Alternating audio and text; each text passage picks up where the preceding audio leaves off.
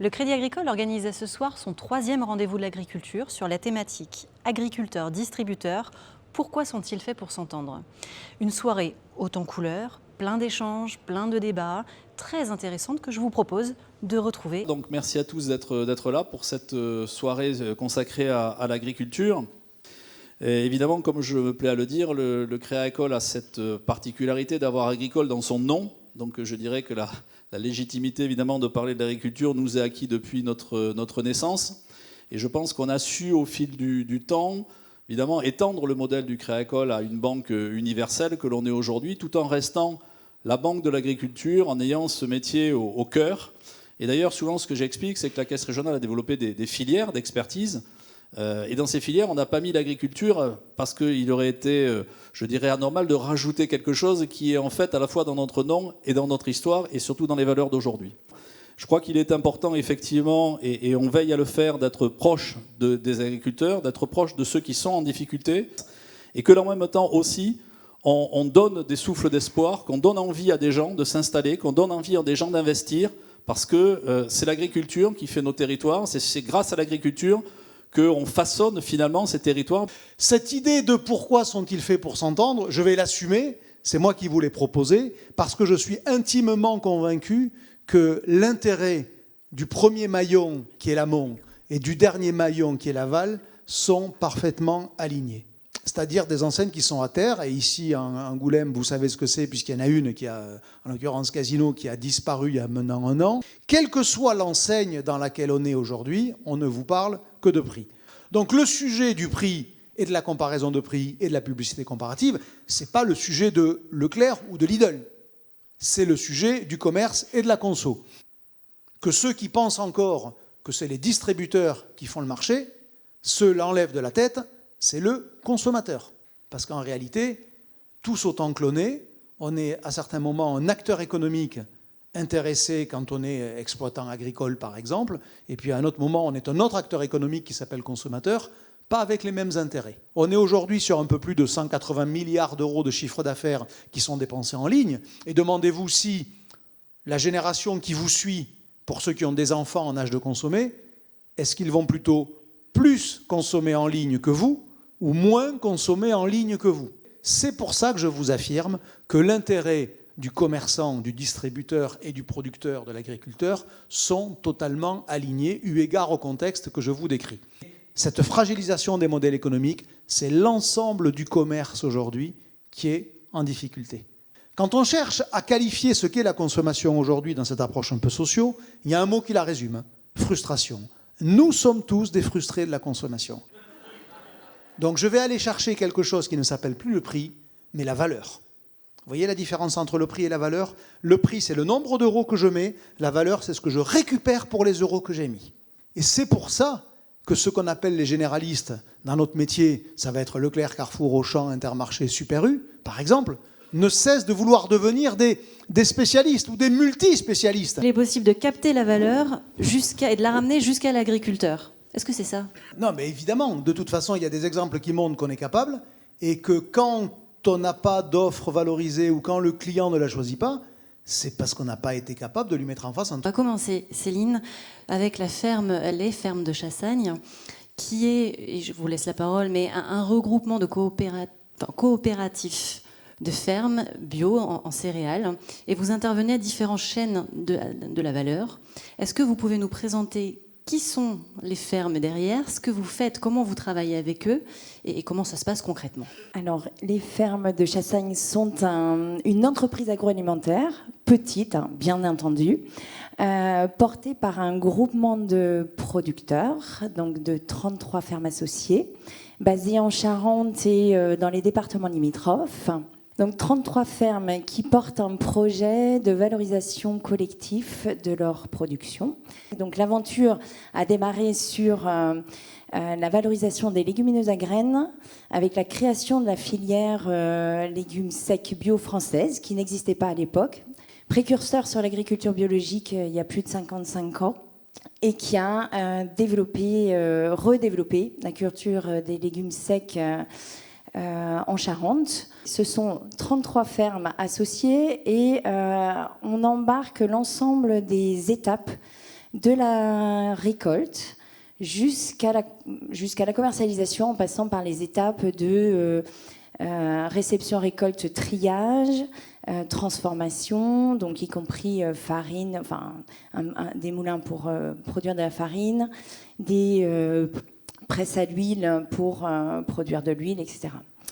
Donc on embarque l'ensemble de ces étapes de production. On a très bien compris depuis le début que de se réapproprier ces étapes de transformation et de commercialisation, c'était la clé pour permettre la juste rémunération des producteurs. Parce que l'objectif, c'était d'accueillir plus de producteurs. On a multiplié par 4 à 5 les volumes transformés. Vous évoquiez en préparant la soirée que les fermes de Chassagne sont empreintes de valeur. Comment elles se retrouvent également dans la gouvernance? Parce que 33 fermes, ça se gère. Comment ça se gère?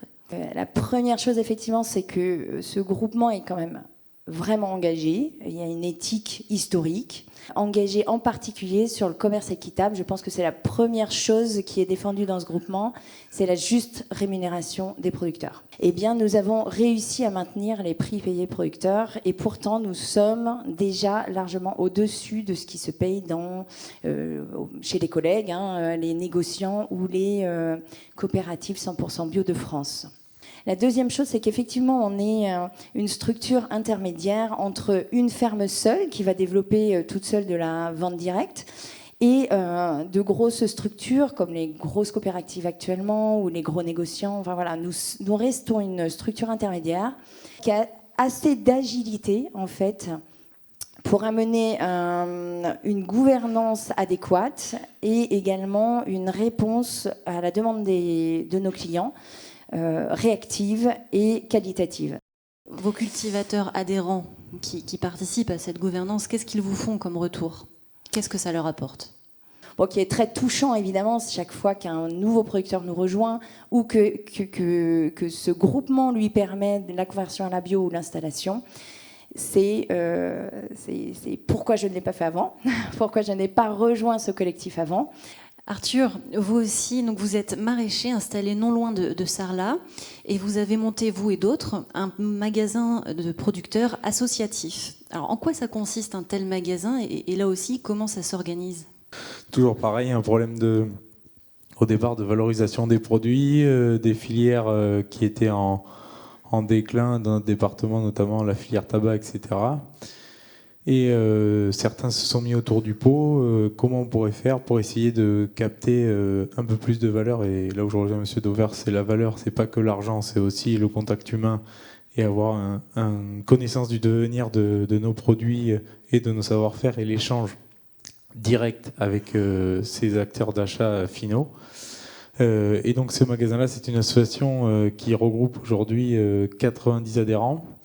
Et du coup, est venue l'idée qui a émané d'un projet sur 5 ans, parce que c'est pareil, c'est des gros investissements. L'investissement qu'on a fait, ça représente quand même 1,3 million. Donc c'est quand même pas rien. Et je remercie aussi le Crédit Agricole pour leur accompagnement et leur compréhension. Parce que sans eux, c'est un acteur, sans leur faire de pub, c'est quand même le nerf de la guerre. Il faut quand même, aujourd'hui, pour faire même un petit magasin qui représente aujourd'hui 280 mètres carrés de vente, c'est quand même des gros investissements, qui représentent aussi des projets de territoire, parce que c'est aussi du lien social avec les agriculteurs, et ça c'est vachement important, parce que c'est vachement valorisant de pouvoir se mettre autour d'une table, discuter des problématiques de chacun et chacune, faire un petit peu le point des choses positives, parce qu'il y en a plein, et quand on voit ce projet-là, c'est très positif, parce qu'aujourd'hui, il y a quand même 90 exploitations qui sont acteurs de cette boutique sur notre territoire, donc c'est quand même pas rien. Et ça correspond à quoi en termes ce canal de distribution pour vous sur la part de vos ventes? Moi, sur mon exploitation, c'est 80%. Après, j'ai d'autres magasins en perso dans Sarlat, parce qu'on profite aussi du lieu auquel on est dans un environnement très touristique, avec des attraits, notamment pour le centre historique de Sarlat. Et après, on travaille aussi avec des grandes surfaces, pour ne pas les citer, Intermarché.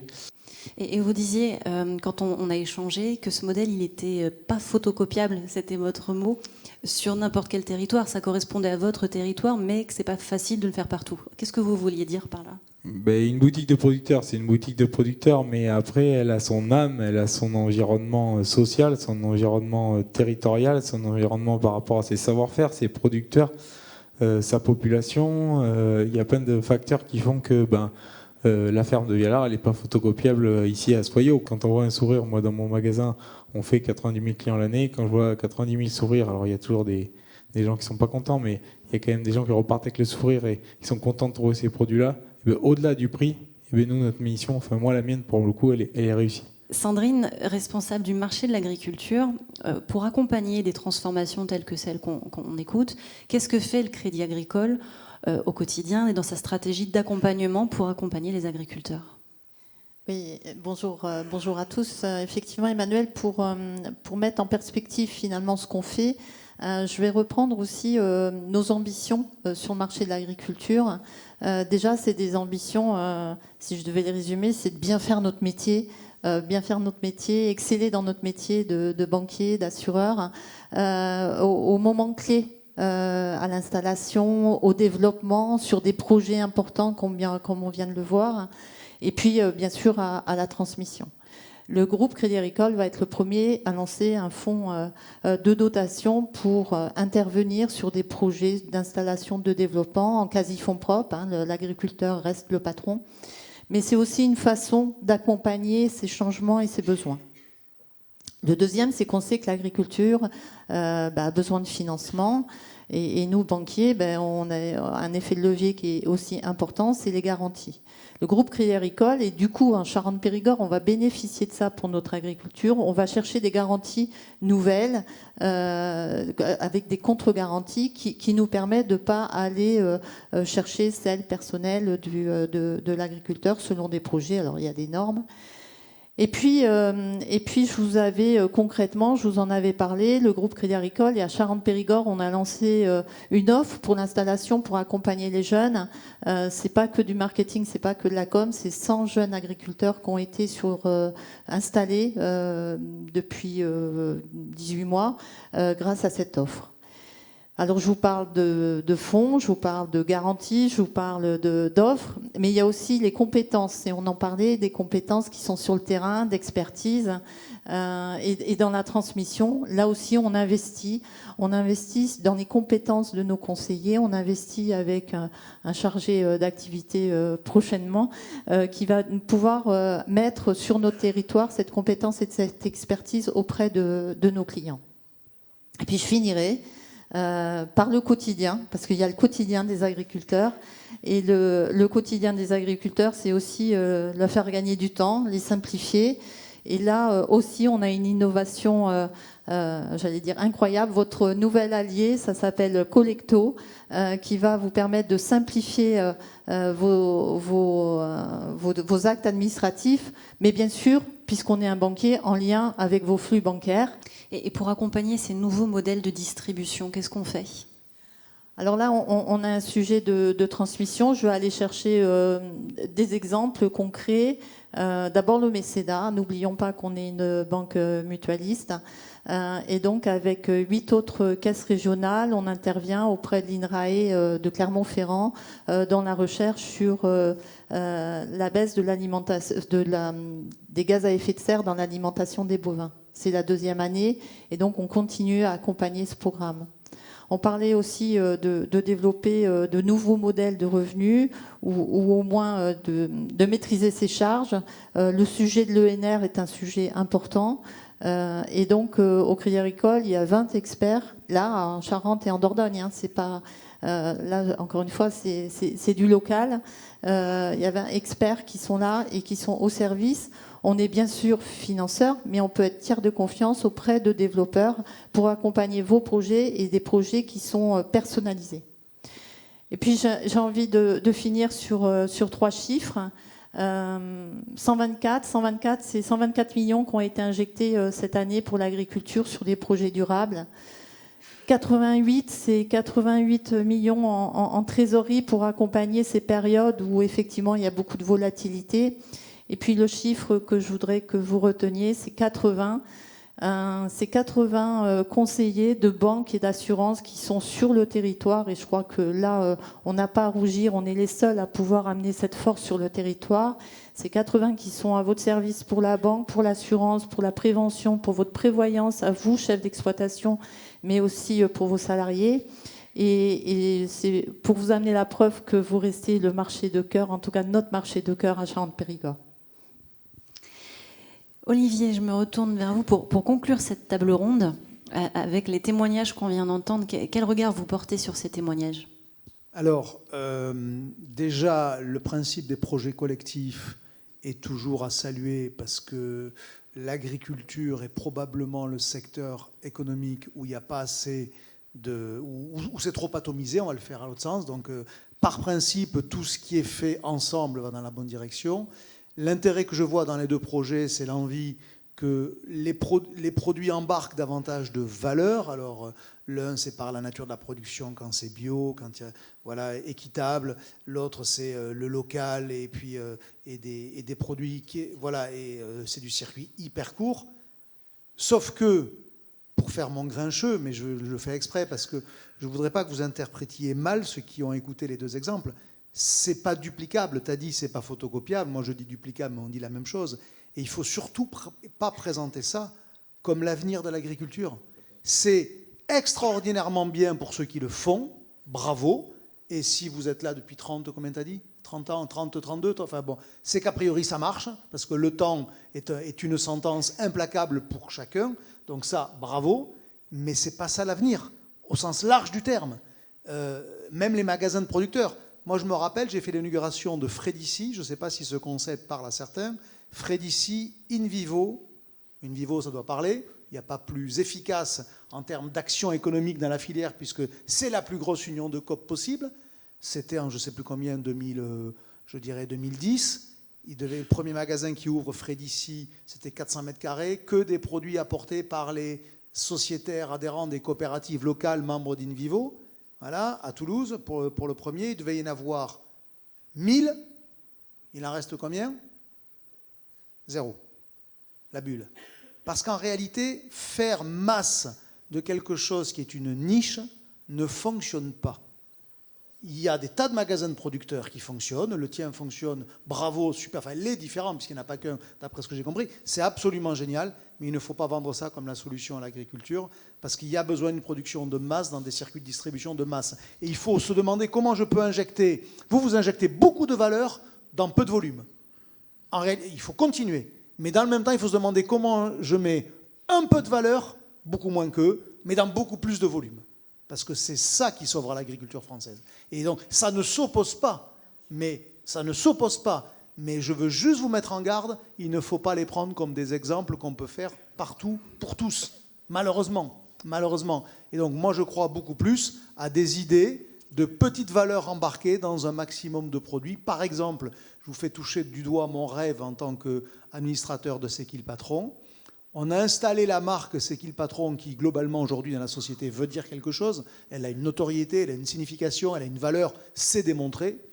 Bien, moi, je rêve que demain, on arrive à convaincre des laiteries ou des fabricants de biscuits pour les œufs ou pour la farine, etc., qui se serviraient du logo C'est qui le patron pour mettre sur leur propre identité marketing, mais qui garantirait que le paysan a été payé 540 € la tonne dans le cadre du litre de lait. Moi, je rêve que demain, le camembert Cœur de Lion, il y a un logo CQLP, C'est qui le patron Inside, comme il y avait, pour ceux qui ont de la mémoire, Intel Inside, vous vous rappelez, pour les ordinateurs, et la petite musique qui disait, c'était autant on avait besoin de se rassurer, il y a la meilleure puce informatique possible, Intel Inside, toute la petite musique là, ben pareil. Moi, je rêve que demain, sur des produits alimentaires courants, c'est-à-dire sur des trucs qui font masse, il y ait le petit label qui dit, voilà, quand tu achètes du camembert Cœur de Lion, l'éleveur, il a été payé, il a été bien payé. Et en fait, c'est comme ça qu'on va généraliser l'équitable, avec moins d'ambition que ce que vous faites, parce que vous mettez la barre très haut, et bravo, mais avec plus de diffusion, parce que ça concernerait plus de produits. Mais en tous les cas, bravo, évidemment.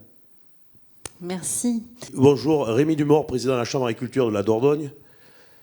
Quand vous parlez de C'est qui le patron, en Dordogne et en Lot-et-Garonne, on a fait la même chose, avec du vin. le tonneau se vendait, c'était 750 € le tonneau. Et on a été rencontrer les négociants en vin et on a réussi à faire un bib solidaire. Et on fait vendre le vin des viticulteurs à 1 500 € le tonneau. Et parce qu'il a fallu montrer les dents, on a ouvert un camion de vin espagnol ce jour-là. Pas longtemps, hein, on a mis 1 mètre cube de vin par terre. Et ça a permis d'ouvrir le dialogue. Et on a rencontré le patron de Grand Chez de France qui a voulu faire un partenariat et ça a marché. Et on sauvera pas, malheureusement on ne sauvera pas toute la viticulture, hein, mais c'est parti sur le Bergeracois et une partie du Bordelais. Et maintenant, j'ai appris la semaine dernière que ça s'agrandissait et qu'il y avait de plus en plus de vignerons qui en profitaient, quoi. Je vois très bien, c'est les bibs qui sont de couleurs vives, si ma mémoire est bonne. Orange, violette, il doit y avoir du rose. Il y a mauve, aussi. orange Voilà. et violette. C'est parti de... Et si on est tout à fait honnête, il faut quand même rappeler que le lancement a été soutenu par un distributeur, je me trompe?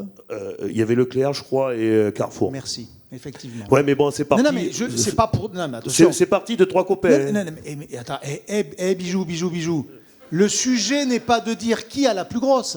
C'est pas ça le sujet. Ah non, le sujet c'était de sauver les viticulteurs. Le sujet est de rappeler que rien ne peut se faire dans l'opposition et que si dans ce projet-là, effectivement, il n'y avait pas eu l'étincelle, il n'y avait pas eu la rencontre et l'ouverture du rayon par une enseigne qui a dit « je vous prends au point », parce qu'en l'occurrence c'est Leclerc avant Carrefour, hein, au point que pendant quelques mois, de manière intéressée, ils l'ont quasiment présenté comme leur démarche équitable, gérée par Leclerc, le terme est impropre, mais soutenue par Leclerc et que Leclerc, tu vois, parce qu'ils en ont fait un intérêt d'image. Voilà. Et donc c'est une illustration de ce que je vais vous faire toucher du doigt. Votre intérêt est le même. Parce que quand Leclerc vend ce bib, je pense que j'ai vu la première fois, je l'ai photographié au Leclerc de Blagnac à Toulouse, il y a peut-être 8-9 mois, si ma mémoire est bonne. Je dis peut-être une connerie, mais je mettrai ça à peu près à l'échelle de temps. D'ailleurs, j'ai publié la première photo de ce produit-là. C'est vendu vachement cher. Mais parce que c'est payé, il n'y a pas de mystère. Si on veut que pour le paysan, ça soit X le tonneau, plutôt que Y si c'est en dessous, il faut bien que le consommateur il paye 2X, hein. Pas de mystère. Je crois que le litre se vend 2 fois plus cher qu'un bib normal, quoi. Mais il y a tout un discours d'équitabilité et de solidarité sur le produit qui fait qu'une part des consos, pour une part de leurs achats, acceptent de mettre les euros en plus. C'est qui le patron n'a pas le monopole, loin s'en faut. D'ailleurs, c'est même pas l'initiateur. L'initiateur du équitable Nord-Nord agricole brut, c'est Fair France avec le lait et la vache. Vous savez, la vache bleu-blanc-rouge, peut-être que ce logo parle, qui existait bien avant C'est qui le patron. Et puis, il ne faut pas chercher à savoir qui est le plus ci ou qui est le plus ça. C'est quels sont les mécanismes qui contribuent à ramener de la valeur en amont. C'est parce qu'en aval, c'est vendu cher. Moi, je vous encourage à réfléchir à tous ces exemples-là et à se demander comment il y a matière à transposition, pas de la même manière, pas avec les mêmes produits, mais avec la même mécanique derrière. Parce que ce que tu as raconté là, c'est la même mécanique. Bonsoir, Christophe Herville, la ferme du Paupiquet. Nous, on est producteurs bio et on fait des yaourts et crèmes dessert. Et 2 petites réflexions. Vous parliez de massification pour l'ensemble des consommateurs, mais nous, à notre échelle, on est aussi obligé de massifier pour être bon. Je fais de la vente directe. Les collègues de la ferme de Chassagne, ils sont 30 pour arriver à faire avoir les outils qui vont bien, etc. Moi, je fais 35 000 yaourts par semaine pour arriver à vendre, à avoir un prix correct, un prix du pot, l'emballage qui soit le plus restreint possible.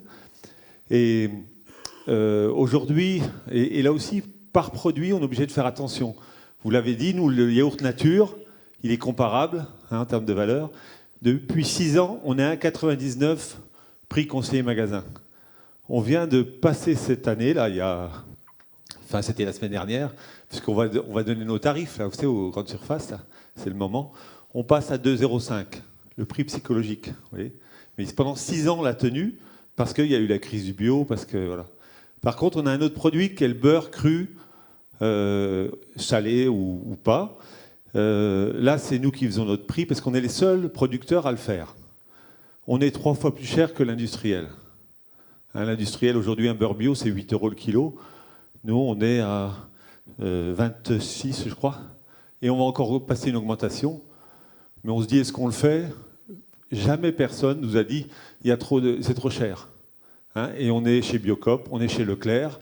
Parce que Leclerc, il préfère vendre une 250 grammes de notre beurre bio. Vous imaginez qu'il fait sûrement plus de marge. T'es en train de dire que j'ai raison, alors fais gaffe. Oui, ça correspond. Non, mais je déconne. Voilà. Non, mais pour dire que... la démarche, elle est, on l'a dit, par endroit géographique pour faire un magasin, mais elle est aussi par produit. Oui. Nous, on est dans les produits frais. J'ai des gens de Paris qui m'appellent pour acheter du beurre, je ne leur vends pas. Ça coûte plus cher de Chronopost que de beurre. Vous voyez, donc ça restera local. Mais tu as 1000 fois raison. Alors attention, je vais utiliser un vilain mot. Ce qu'il fait, c'est une leçon de capitalisme. Quand vous êtes les seuls à produire quelque chose que tout le monde veut, le prix n'est pas le sujet. iPhone. Son beurre cru et l'iPhone, c'est la même logique. L'iPhone, pour ceux qui en ont un, vous l'avez payé à peu près 3 fois son coût de production. Et que je sache, 95% de ceux qui en ont un, le jour où ils l'ont acheté, ils ont été contents de l'acheter. Donc vous avez été contents de vous faire enfler. C'est fort quand on le présente comme ça. Eh bien, les mecs qui achètent son beurre, ils sont contents de l'acheter 25 balles le kilo. Ben voilà, ça s'appelle le capitalisme. Je dis pas que... Voilà, mais c'est... Enfin, capitalisme, pas au sens Zuckman et compagnie, vous avez bien... Mais au sens de ce qui fait la performance économique. Quand on est le seul à produire un produit qui se vend, le prix n'est plus un sujet. Quand vous êtes 12 à produire la même chose, le prix devient un sujet discriminant entre vous, s'il n'y a rien d'autre pour les différencier. Donc bravo. Parce que donc passer ces hausses de prix à Leclerc sans qu'ils discutent, c'est-à-dire tu vas pouvoir faire du consulting chez Danone, Coca et Unilever. Hein. Et là, tu vas te faire des roupettes en or, hein, c'est moi qui te le dis. Non, je voulais juste, il y a aussi quand même la question du coût de production, quoi, derrière. Hein. C'est-à-dire, pourquoi il le justifie par un coût de production? Nous, on justifie nos prix par des coûts de production. Effectivement, je suis tout à fait d'accord. En fait, c'est basé aussi sur... voilà, il faut mettre à l'échelle l'outil de production. Alors, en fait, nous, on n'est pas complètement tout petit. On existe à l'échelle France. On est capable de proposer des prix tout à fait acceptables à Sodexo, par exemple. Donc, on n'est pas... je pense qu'on est un modèle... D'ailleurs, il y a énormément de groupements de producteurs qui viennent nous voir depuis très longtemps, parce que la difficulté première, c'est plutôt la gouvernance. C'est plutôt être capable de se mettre ensemble, autour de la table, de fédérer, de ne pas avoir les petits problèmes d'ego qui émergent, etc. quoi. Et donc, alors, moi qui ai fait agro, moi, j'ai pas fait agri, je suis pas pure panaise, hein, je suis... agro public. Évidemment, les faits, mais les agriculteurs sont pas toujours, enfin, ils aiment beaucoup le concret, mais il faut vraiment tourner très longtemps autour du sujet avant de prendre une décision, quoi. Pas toujours. Le sujet de la gouvernance, c'est un sujet, dès que vous êtes deux, hein, un couple, il y a un sujet de gouvernance. Hein. Donc c'est logique. Hein. Pour ne pas avoir de sujet de gouvernance, il faut vivre seul. Comme ça, c'est logique à 30, voilà. Mais alors, par contre, là où on n'est pas d'accord, et c'est pas grave, mais je vais vous donner mon point de vue, le sujet, c'est pas le coût de production. Le sujet, c'est le prix d'acceptation. Parce que si tu as un coût de production légitime au-dessus du prix d'acceptation, tu auras beau m'expliquer que c'est un coût de production, sauf si je fais la charité.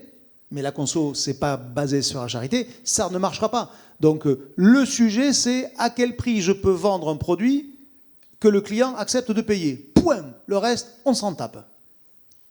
Et si c'est au-dessus du coût de production, tant mieux pour vous. Si c'est très au-dessus du coût de production, tant mieux encore, c'est que vous êtes meilleur. Donc tu devrais essayer de le vendre 40 boules le kilo, ton beurre. Tu fais une cuvée spéciale, enfin une série, pas une cuvée, pardon. Cuvée, c'est pour là-haut. Moi, j'aurais une question concernant la consommation.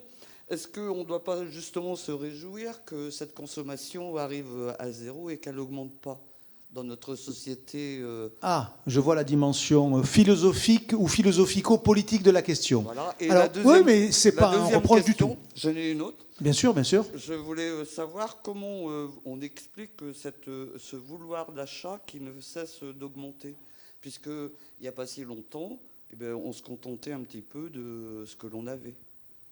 Effectivement. Alors, on va répondre à la première, parce que la seconde, elle est quand même très liée.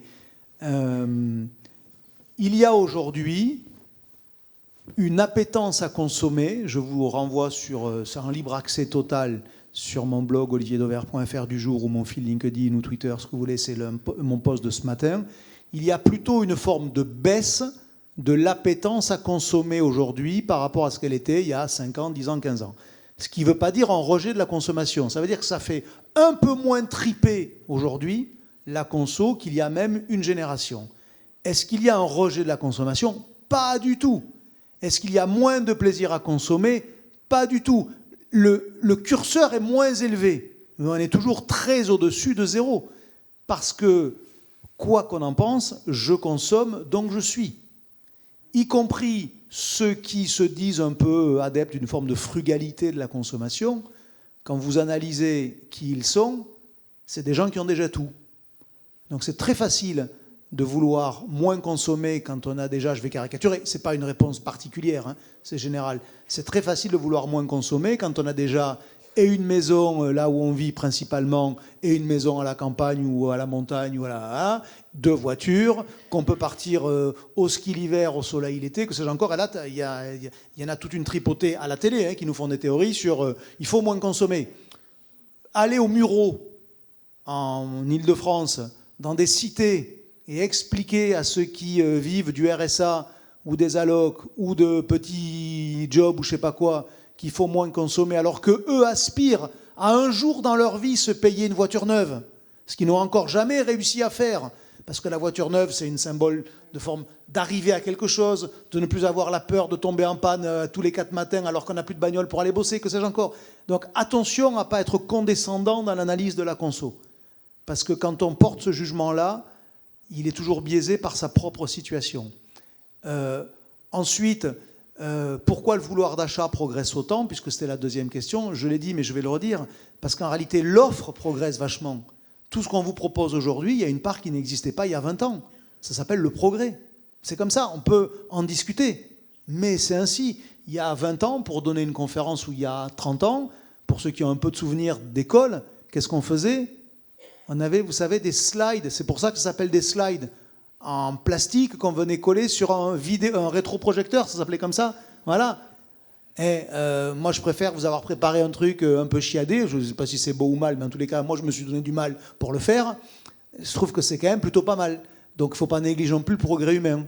Je pense que quand vous allez rentrer chez vous ce soir, vous allez rentrer en voiture. Il y a 2 générations, on rentrait en chariote. Ben, quand il pleut comme aujourd'hui, honnêtement, je préfère rentrer en voiture, même diesel. Je me permets une question parce que c'est mon papa qui m'a vraiment... Enfin, il m'a rappelé qu'à l'école... Alors, il est vieux, non, papa, hein, parce que moi, je suis déjà pas mal... et il me disait que sur les bancs de l'école, on lui avait déjà présenté qu'ils étaient dans la société de l'industrialisation, qu'on entrait dans la société de la consommation, et qu'ensuite, ça allait être la société du loisir. Et donc, on est pleinement entré dans la société du loisir. Mais je veux dire que, quelque part, ça veut dire qu'il y a du déterminisme et que c'était prévu, écrit. Et déjà, en fait, on ne fait, nous, en tant que citoyens et consommateurs, que répondre à ce qu'on nous incite à faire. Alors, je ne suis pas ni socio de formation, ni philosophe non plus. Mais c'est l'une des différences entre l'homme et l'animal, c'est l'élévation par la condition. L'animal, c'est le bas de la pyramide, hein, c'est bouffer, se reproduire. Nous, on l'a aussi, mais on rajoute des briques au-dessus. S'épanouir, être heureux, voir, jouir au sens vivre des choses, c'est ça la conso. Et moi, je théorise depuis quelques années maintenant un autre mot que j'appelle la consomunication. Parce qu'en fait, c'est comment les outils de communication que l'on pratique pour l'essentiel d'entre nous de manière quasi quotidienne, les réseaux notamment, où on s'exprime tout en regardant aussi ce que les autres disent, eh bien, cette communication, cette importance de la communication dans nos vies vient impacter notre consommation, notamment notre désir. On va s'amuser à un truc là. Essayez d'être sincère, il n'y a pas de jugement de valeur, mais je sais que tout le monde ne le sera pas. Qui, depuis qu'on est rentré dans la salle il y a 2 heures, n'a pas regardé une seule fois son téléphone? Voilà, ok.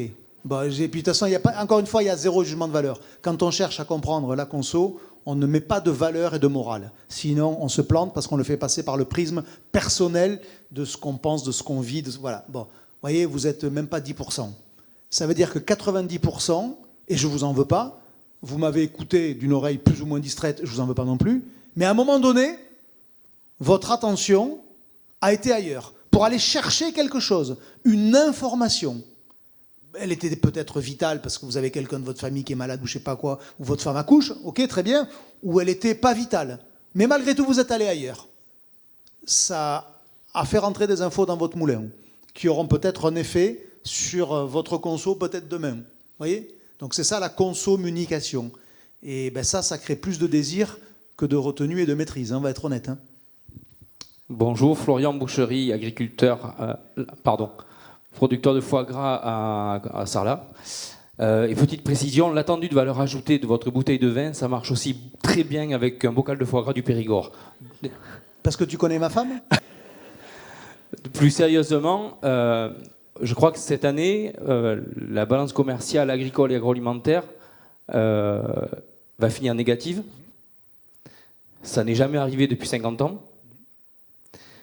On sacrifie sur l'autel des échanges commerciaux beaucoup de choses, notamment notre agriculture, au profit de voitures, d'énergie, etc. Quel est selon vous l'avenir ? Est-ce qu'on peut inverser la tendance ? Comment s'y prendre ? Et a-t-on les bons hommes et femmes politiques en face pour le faire ? Tu pourrais peut-être même dire, si tu es totalement honnête, a-t-on les bons représentants agricoles ? Hashtag cogestion. Ça vous parle ou pas ? Moi, ça me parle bien, la cogestion. Voilà, oui, voilà. Mais pas pour la même raison. Mais non, mais plus sérieusement, attention à ne pas être monocentré sur un seul responsable. Bon, qu'est-ce qui fait ce qu'on achète ? Le prix, la valeur. Peut-on faire bouger le prix ? Peut-on faire bouger la valeur ? Moi, excusez-moi, je suis vraiment bête. Je repars par ceux qui peuvent faire bouger les choses. Sur le prix, est-ce que l'agriculture française peut se battre avec tout le monde avec les mêmes armes ? Il y a des filières sur lesquelles on est compétitif, d'autres sur lesquelles on est moins compétitif. Mais globalement, on est plutôt moins compétitif que des tas d'autres produits qui toquent à la porte. Voilà. Il y a des tas d'exemples intra-européens ou extra-européens. La filière volaille, les Polonais, pour ne pas dire les Ukrainiens, mais les Polonais restons déjà à ce stade-là, sont plus compétitifs que nous. Donc ça veut dire que sur le prix, s'il n'y a que le prix comme critère, ils nous mettent une mine. Sur la valeur, maintenant, c'est comment peut-on travailler la valeur de nos produits et peut-être, de manière cynique, abaisser la valeur des autres. L'origine. Voilà pourquoi je me bats depuis et que j'ai créé un hashtag qui s'appelle Balance ton origine, où je fais du name and shame, c'est-à-dire je dénonce en montrant et en m'en foutant totalement que ça pique, c'est-à-dire que quand je prends un nuggets perdu de Terrena, coopérative agricole, Terrena, pour ceux qui sont éventuellement un peu loin du sujet, voilà, et qu'il y a marqué poulet origine UE, je le montre à la télé, j'ai aucun problème à expliquer que c'est du poulet polonais peut-être dedans, mais qui n'est pas français puisqu'il n'y a pas français. Sauf que comme il y a marqué UE, il y en a peut-être qui pensent que c'est UE. Et moi, je milite pour qu'il y ait écrit de manière aussi grosse quand c'est français et quand c'est polonais. Pour rester sur cet exemple-là. Ça s'appelle « Balance ton origine », parce que quand je mets français, quand c'est français, ça ne s'appelle pas de la transparence. Ça s'appelle du marketing. C'est de l'hypocrisie. Imaginez demain si Terrena pour sa marque Père Dodu, crée une gamme nuggets de poulet français, et juste à côté, écrit en aussi gros « J'y tiens », avec le drapeau polonais comme il y a le drapeau français, il y a des nuggets polonais. Alors le nuggets polonais, il sera moins cher. Ça, c'est sûr. Mais le nuggets français, il n'aura pas la même valeur. Et on pourra comparer. Alors ça ne veut pas dire que tout le monde va acheter le nuggets français qui sera 15% plus cher. Mais j'aurai un élément auquel me raccrocher si je le veux et si je le peux. Et tout mon mantra sur l'affichage de l'origine, c'est de dire il faut permettre à ceux qui le veulent et ceux qui le peuvent de faire un acte d'achat éclairé. S'il fallait douter ou se poser une question de l'opportunité d'organiser ces soirées et ces journées, j'ai envie de vous dire non, parce que je suis très content et on est très content de la participation. Et on est très content aussi, c'est que ces moments, et Guillaume vous l'a dit en introduction, ces moments sont pour nous un moment d'ouverture et il nous semblait opportun de reprendre la parole, nous, Crédit Agricole, sur l'agriculture qui est à la base de notre métier et à la base de notre histoire. Ces moments nous permettent de prendre la hauteur, prendre un peu de distance par rapport à notre quotidien et je suis sûr seront utiles et sont utiles pour le quotidien de tous les acteurs. Écoutez, je vous souhaite simplement vous remercier et remercier les équipes, remercier Olivier pour cette présentation. Merci à toutes et à tous pour votre participation et à très vite.